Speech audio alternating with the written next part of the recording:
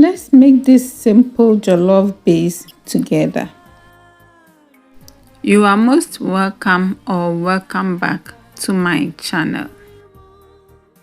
I'll start off by blending my veggies consisting of turkey berries, peppers, and onion.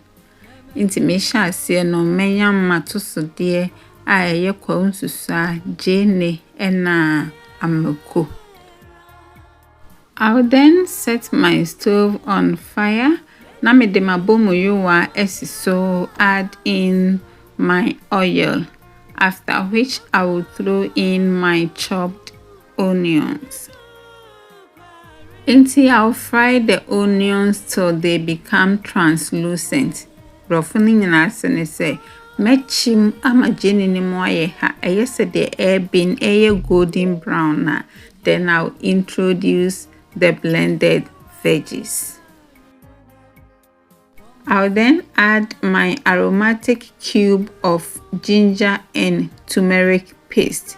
I will let it fry afterward for about 20 minutes whilst stirring intermittently. This time, I will introduce my tomato paste. Lately, I've come to love salsa because it gives volume.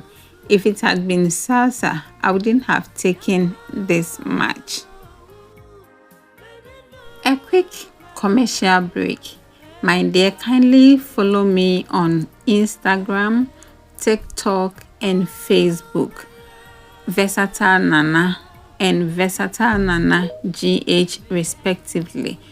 The GH is for my craft work, so you can follow me on all these social media platforms. God bless you in Aram's voice. So what I just added is a stock from a protein I cooked some days back. I will finally introduce my other ingredients consisting of my homemade fish powder, curry powder, natural spices blend, and adjust the salt.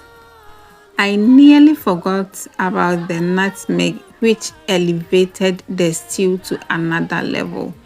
If you are the type that buys already made nutmeg, my dear, stop it. You are not getting value for your money.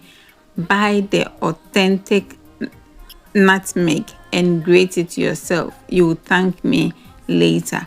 So finally, I will add in my mackerel.